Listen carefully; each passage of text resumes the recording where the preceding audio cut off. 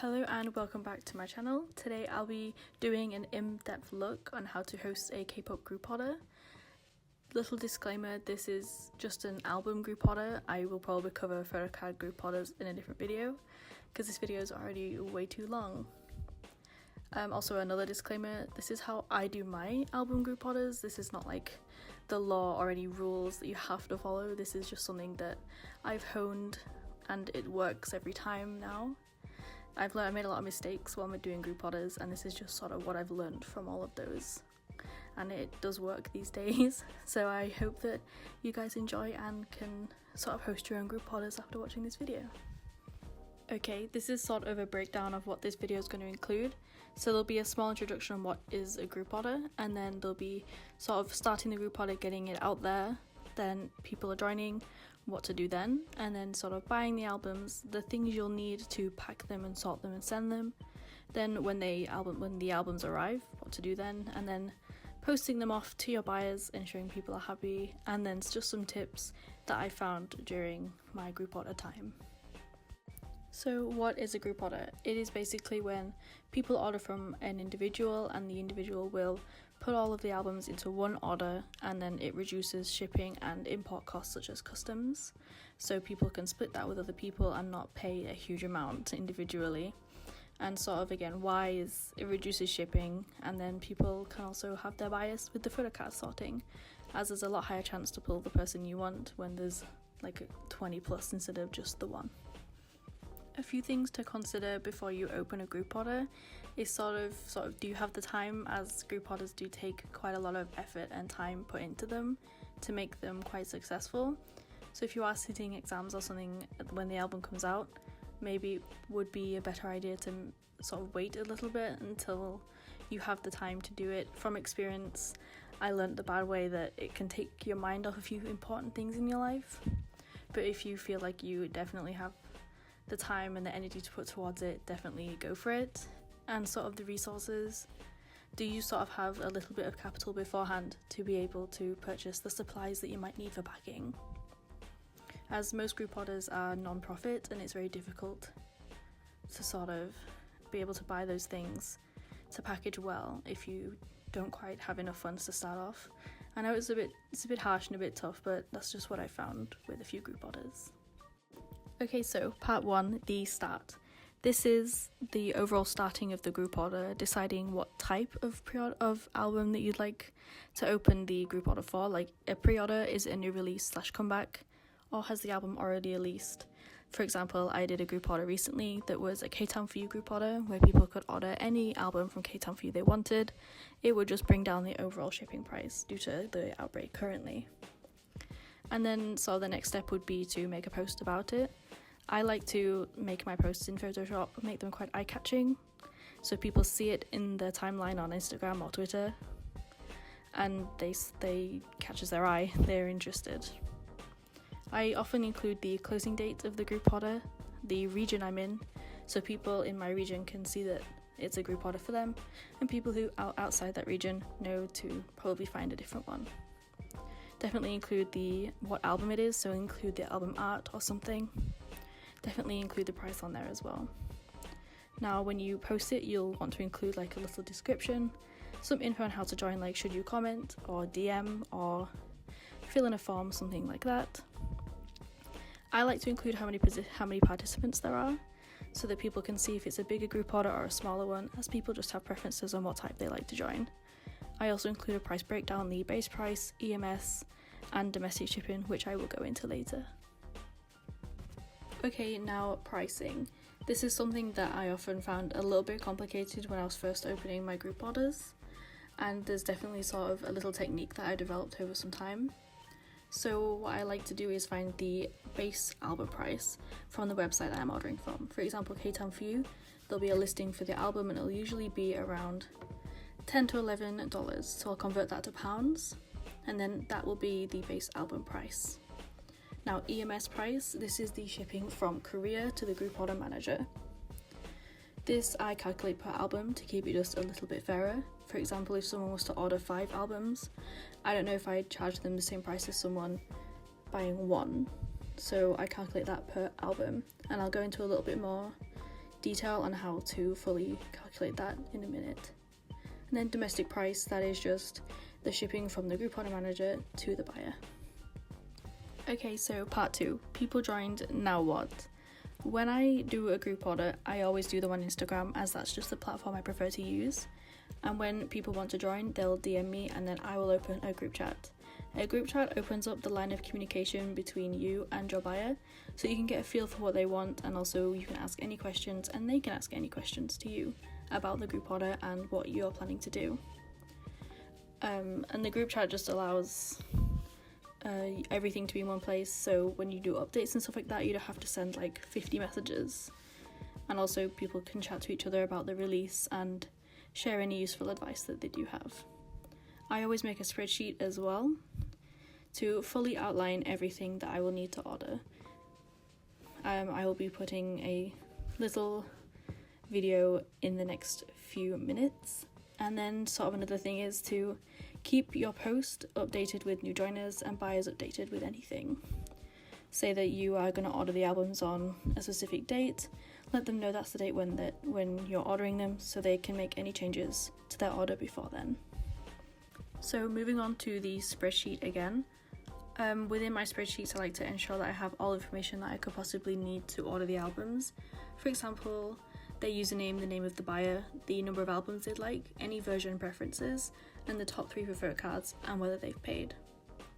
So in this little clip, I'm just sort of using myself as an example, so I'd put who it is, and then the number of albums that they'd like to buy, and then next any version preferences, and then their top 3 photo cards.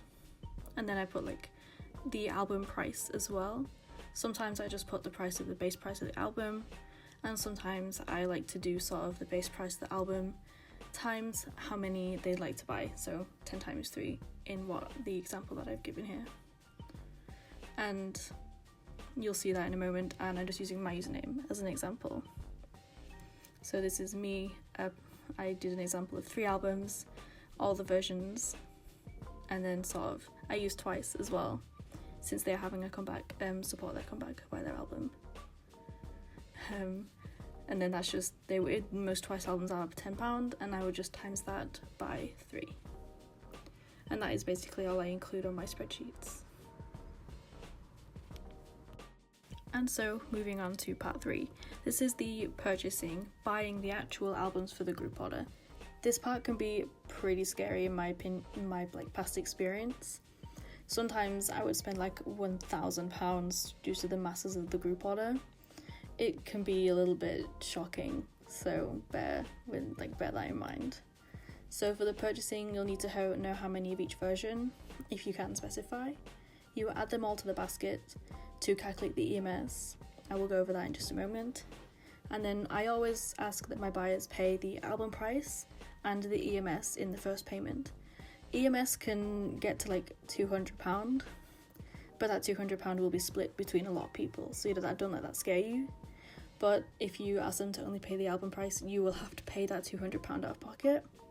So I like to ask that they do price and EMS together. Okay, so calculating EMS. This can be a little bit complicated on the first few goes, but it becomes just second nature. So what I do is I add all of the albums that I'll be buying to the basket, go through to the checkout bit to see how much the shipping will be. Say there's 60 albums and the EMS is like £200, it will be roughly like £3.50 to £4 per album. So to calculate that, you divide the shipping price by the number of albums and it will give you that. This technique does allow some fairness, so if someone bought 5 or above, they're still paying a fair price compared to someone who just bought 1. It flows a little bit better, so people aren't paying ungodly amounts of EMS pushed up by someone who bought like 10. Now I just have a quick sort of some tips on what to check and what to do just before placing the order. So I always count through again to make sure I have the right number of albums and versions in the basket. I double check my PayPal to ensure that everyone has paid.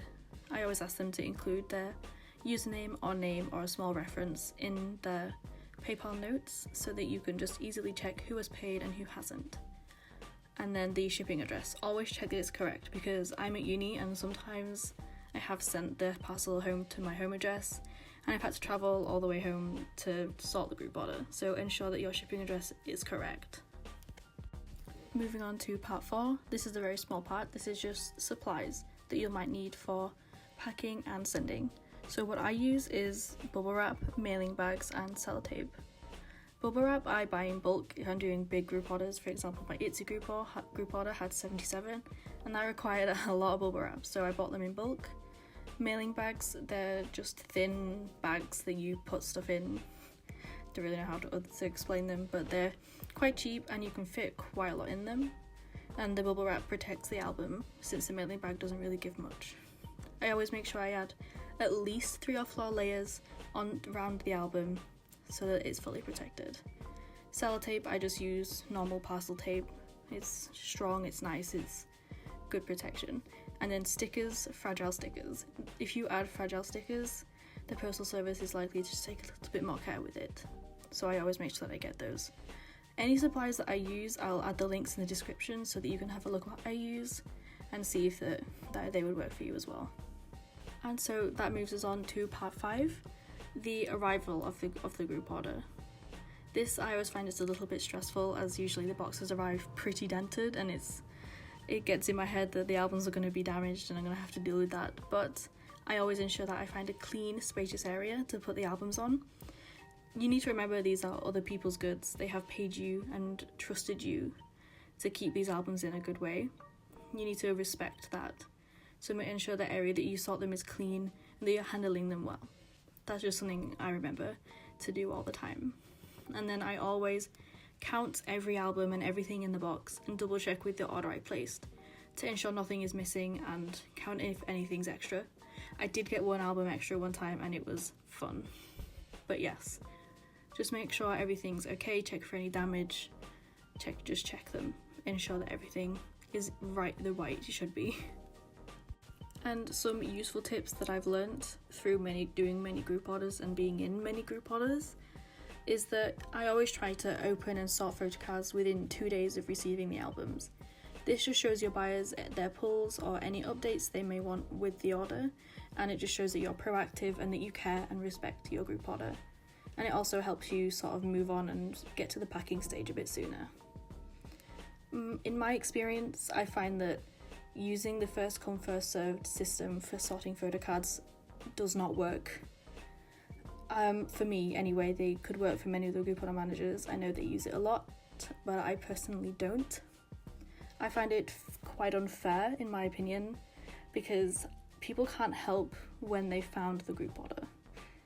I've stumbled into group orders that I've been looking for a while, but never getting my bias because I joined pretty late and that wasn't my fault. I feel like I shouldn't suffer for that, and your buyers shouldn't either. So when I open the albums and get the cards, I always look at everyone's first preference and ensure that they get at least some of that person so that they are satisfied and happy, and that just think about who would feel about that sort of thing. So I just prefer not to use that system, but you definitely can if you feel that works for you. Okay, part 6. This is the sending them off and sort of getting them ready to give to your buyers. So I always make sure I use 3 or more related to bubble wrap. I know I said this before, but it's really quite crucial that you do that, as mail services, they don't care. They're very rough. They will damage your albums if you don't put enough bubble wrap on them. I've received some absolutely destroyed albums in my life, and it's heartbreaking when it happens, even for the seller, because they've worked hard to get them for you. So ensure that you do protect them to the best of your ability. And also, something that happened recently, try to make sure that your bubble wrap is clean and that your area in which you're packing is clean. Try and remove any dust or hairs that may happen, since it does happen, we're all humans. But try your best to sort of make sure everything is clean and tidy, and so your buyer is very happy with that. Sort of mail services, I know most about the UK since I live there. For the UK specifically, Royal Mail is really good. They have a click and drop thing online. I can go through that with you if you like, if you want to DM me on Instagram or something. But that is only good for under 2 kilograms, otherwise it gets extremely expensive. So if your order is above 2 kilograms, you can use a courier such as DHL. Do not use Hermes. Oh my god. Hermes are genuinely the most terrible postal service I've ever experienced in my entire life. I'm not the only person that feels that way. Just please don't use Hermes. They're absolutely terrible. They will lose your parcels and they will damage them beyond repair. But yes, if you do want any more info on couriers and sending, even from other countries, I can do some research with you and I can help you out if you do need that. And then reiterating, the fragile tape or stickers, they're easily findable. I get mine in Wilko's or online on Amazon. But your postal workers sort of will read that and think to take a little bit more care. And one last thing on the part 6 is try to provide proof of postage, like a receipt or a small video of you sending it. Try not to get your postal workers in there obviously, but it gives your buyer peace of mind, and also should the mail get lost, it protects you from anyone calling you a scammer or anything like that. It's just good to have it. It's helpful. It's good. It saves your reputation should mail get lost. And also your buyer knows when it's sent and they can sort of expect the parcel soon. Okay, some final points to cover and some tips that I've found over my years of hosting group orders is that be ready to answer questions. People will answer questions and people will ask a lot of questions, whether you've answered them millions of times before or you have it on your story or whatever. Just answer the questions in a polite manner. They might not look at your story, they may not have seen it. Just always be kind and polite. These people are trusting you with their money. It's just courtesy to sort of be kind and polite to them in answering questions. There are no stupid questions. You might think so, but if that person has that question, then it's not stupid. And moving on to the next point is be prepared for people to drop out. People have dropped out of my group orders a lot. I've dropped out of a couple because of financial situations. Lives happen. People lose jobs, especially with the current situation. You can't force people to buy stuff from you. It's not fair. You can't force them to send you money. They will just block you. But just be understanding of people's situations. Things happen. We can't stop that. Just be understanding and everything will be fine. And that is everything that I could think of to include in this video. If I have missed anything or you have any questions, you can comment below, or you can feel welcome to DM me on Instagram or Twitter. They'll both be in the description. I'm always here to help anyone who would like to host a group order. I know I needed help when I first started doing it, so I'm always available to help if you need it. So I hope you enjoyed this video, and I'll see you all next time.